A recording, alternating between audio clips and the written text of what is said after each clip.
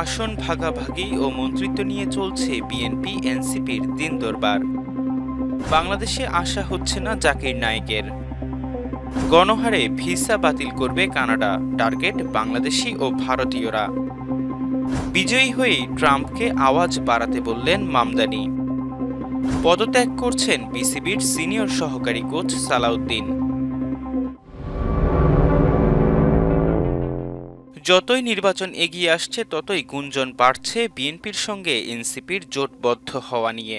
সংস্কার প্রশ্নে দুই দল বিপরীতমুখী অবস্থান নিলেও নির্বাচনে প্রতিদ্বন্দ্বিতা করতে নিজেদের রসায়ন আরও গভীর করতে চাইছে এই দুই দল। বিশেষ করে আগামী নির্বাচনে সরকার গঠন করতে পারলে শক্তিশালী অবস্থান তৈরি করতে বিএনপি নিজেদের জোটে তরুণ ছাত্রদের দল এনসিপিকে কাছে পেতে চাইছে। অন্যদিকে ভবিষ্যতে রাজনৈতিক সফলতার কথা চিন্তা করে এনসিপিও চাইছে বিএনপির সঙ্গে জোট করতে। দুই দলের মধ্যে আসন ভাগাভাগি ও মন্ত্রিসভার হিস্সা নিয়ে চলছে নানা আলোচনা। জানা যায় বিএনপির নেতৃত্বাধীন জোটে এনসিপি যোগ দিলে তাদের জন্য 10টি আসন ছাড়তে পারে দলটি। অন্যদিকে ত্রয়োদশ জাতীয় সংসদ নির্বাচনে বিএনপির সঙ্গে ঢাকায় 4টি সহ অন্তত 20 আসনে সমঝোতা করতে চায় এনসিপি। তাছাড়া বিএনপি ক্ষমতায় গেলে মন্ত্রিসভায় নিজেদের অন্তত 3 জন সদস্য চায় তরুণদের এই দলটি। এর পাশাপাশি এনসিপির গুরুত্বপূর্ণ নেতাদের কেউ কেউ ব্যক্তি পর্যায়ে জামায়াতে ইসলামের সঙ্গেও যোগাযোগ রাখছেন বলে জানা গেছে। তবে বিএনপি চাইছে না এনসিপি ও জামায়াতের কোনো সমঝোতা হোক। এমনকি দলটির অনেক নেতাই জামায়াতের সঙ্গে জোটবদ্ধ হয়ে ভবিষ্যৎ রাজনীতিতে ডানপন্থী তকমানিয়া ও নিরাপত্তাহীনতায় ভুগতে চাইছেন না। এনসিপি সূত্রে জানা গেছে দলের আহ্বায়ক নাহিদ ইসলাম ঢাকা 11, সদস্য সচিব আখতার হোসেন রংপুর 4, উত্তরাঞ্চলের মুখ্য সংগঠক সার্জিস আলম পঞ্চগড় 1, দক্ষিণের হাসনাত আবদুল্লাহ কুমিল্লা 4, নাসির উদ্দিন পাটোয়ারি ঢাকা 18, তাসনিম জারা ঢাকা 9, সরোয়ার তুষার নরসিংদী 2, হান্নান মাসুদ নোয়াখালী 6, আবিদুল ইসলাম আবিদ ঢাকা 14 থেকে নির্বাচন করতে পারেন। জানা যায় বিএনপির সঙ্গে আসন সমঝোতা হলে সরকার থেকে পদত্যাগ করে ঢাকা 10 আসন থেকে নির্বাচন করতে আগ্রহী আসিফ মাহমুদ, আর বিএনপির সঙ্গে বোঝাপড়া হলে মাহফুজ আলম লক্ষ্মীপুর 1 আসন থেকে নির্বাচন করতে আগ্রহী। বিশিষ্ট ইসলামী বক্তা ডক্টর জাকির নায়েকের বাংলাদেশে আসা নিয়ে ব্যাপক আলোচনা হয়েছে। তবে ভারতীয় বংশোদ্ভূত এই স্কলারের ঢাকায় আসা হচ্ছে না। তাকে ঢাকায় আসার অনুমতি দেয়নি স্বরাষ্ট্র মন্ত্রণালয়। আগামী 28 ও 29 নভেম্বর ঢাকা সফরের কথা ছিল জাকির নায়েকের। শুধু ঢাকায় নয়, তাকে নিয়ে ঢাকার বাইরে যাওয়ার পরিকল্পনাও ছিল। সংশ্লিষ্ট সূত্র জানিয়েছে জাকির নায়েক বাংলাদেশে এলে প্রচুর জনসমাগম হবে। জনসমাগম নিয়ন্ত্রণে প্রচুর আইনশৃঙ্খলা বাহিনীর সদস্যের প্রয়োজন হবে। জাকির নায়েকের ঢাকায় আসাকে কেন্দ্র করে এই মুহূর্তে এত সদস্য সেখানে মোতায়েনের সুযোগ নেই, কারণ সবাই এখন নির্বাচনমুখী। সভায় সিদ্ধান্ত হয় জাতীয় নির্বাচনের পর জাকির নায়েক ঢাকায় আসতে পারেন, তবে নির্বাচনের আগে নয়।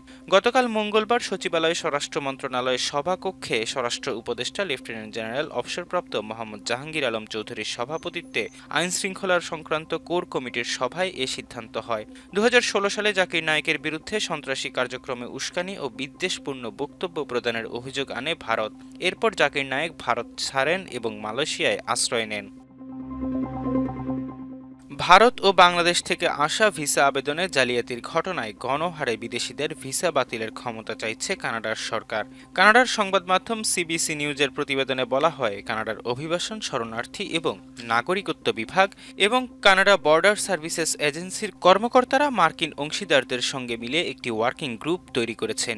এই গ্রুপের লক্ষ্য হচ্ছে ভ্রমণ ভিসার জাল আবেদনগুলো চিহ্নিত ও বাতিল করা এবং এজন্য তাদের ক্ষমতা বৃদ্ধি করা। অভ্যন্তরীণ সরকারি নথিতে ভারত ও বাংলাদেশকে নির্দিষ্ট চ্যালেঞ্জিং দেশ হিসেবে উল্লেখ করে এই ক্ষমতা বৃদ্ধির প্রয়োজনীয়তা তুলে ধরা হয়েছে। গণহারে ভিসা বাতিলের ক্ষমতা কি কি ক্ষেত্রে ব্যবহার করা যেতে পারে সেই তালিকায় নির্দিষ্ট দেশের ভিসাধারীদের কথা উল্লেখ করা হয়েছে।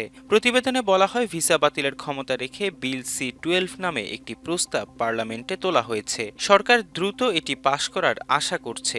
কানাডার ইমিগ্রেশন বিভাগ এক বিবৃতিতে জানিয়েছে, তারা সীমান্তে অপ্রয়োজনীয় ভিড় কমাতে এবং ভুয়া পর্যটক ও অবৈধ পারাপার কমাতে দৃঢ় পদক্ষেপ নিয়েছে। বিবৃতিতে আরও বলা হয়েছে, গত বছরের একই সময়ের তুলনায় জালিয়াতির কারণে ভিসা বাতিলের হার 25% বেড়েছে। তবে কেন অভ্যন্তরীণ নথিতে বাংলাদেশ ও ভারতকে বিশেষভাবে উল্লেখ করা হয়েছে, সিবিসি নিউজের এই প্রশ্নের সরাসরি কোনো উত্তর দেয়নি কর্তৃপক্ষ। নির্বাচিত হয়েই মার্কিন প্রেসিডেন্ট ডোনাল্ড ট্রাম্পকে আওয়াজ বাড়াতে বললেন নিউ ইয়র্কের সদ্য নির্বাচিত মেয়র জোহরান মামদানি।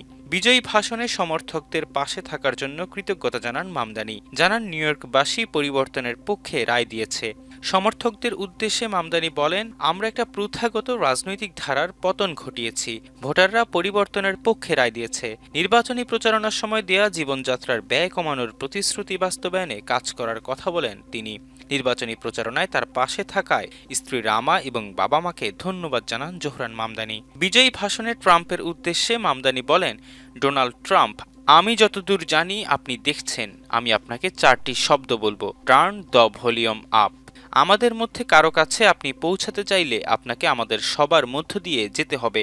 জোহরান যখন তার বিজয়ী ভাষণে ট্রাম্পকে নিয়ে কথা বলছেন, সে সময় ট্রাম্প তার নিজের সামাজিক যোগাযোগ মাধ্যম ট্রুথ সোশ্যালে লিখেন এবং আবার এটা শুরু হলো। নির্বাচনী প্রচারণার সময় যুক্তরাষ্ট্রের প্রেসিডেন্ট ডোনাল্ড ট্রাম্প সরাসরি মামদানির বিরুদ্ধে অবস্থান নিয়েছিলেন। এমনকি তিনি নিজ দলের প্রার্থীকে বাদ দিয়ে স্বতন্ত্র প্রার্থী অ্যান্ড্রু কুমোকে সমর্থন জানিয়েছিলেন শুধু মামদানিকে হারাতে। বাংলাদেশ দলের সিনিয়র সহকারী কোচের পদ থেকে পদত্যাগের সিদ্ধান্ত নিয়েছেন মোহাম্মদ সালাহউদ্দিন। বিষয়টি ক্রিকেট বিষয়ক ওয়েবসাইট ক্রিকবাজকে নিশ্চিত করেছেন তিনি। ইতোমধ্যে বিসিবিকে চিঠি দিয়েছেন এই কোচ। সাম্প্রতিক সময়ে সালাহউদ্দিনকে নিয়ে বেশ আলোচনা হচ্ছিল। এর মধ্যে ব্যাটিং কোচ হিসেবে মোহাম্মদ আশরাফুলকে নিয়োগ দেয় বিসিবি। এরপরেই জানা গেল পদত্যাগ করতে যাচ্ছেন সালাহউদ্দিন।